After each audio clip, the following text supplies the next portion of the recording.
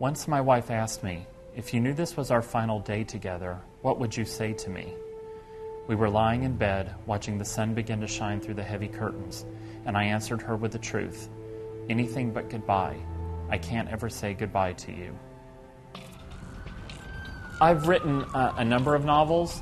I've been lucky that they've been very successful in Europe, and it's been exciting for me to take what I learned in writing all my earlier series and my standalone novels and bringing that together in the Sam Capra series. A lot of Adrenaline is set in the more urban, gritty settings of Amsterdam, London, and New York, where the bars are, both the sleek nightclubs and the bars that have fallen on harder times. It was a lot of fun to go to these places to try to create the most intense setting that I could for the characters.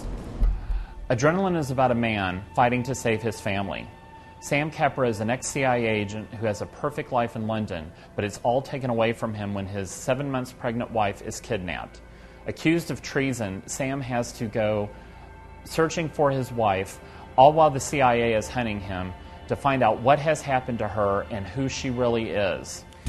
The old criminal networks, like the Mafia, were very hierarchical, and so it was easy to break them. You would just turn someone on the bottom to testify against all the people higher up on the top. But the 21st century criminal networks are far more dangerous. They snap together like Lego blocks or toys and just do a single job together, and then they break apart. There is no hierarchy.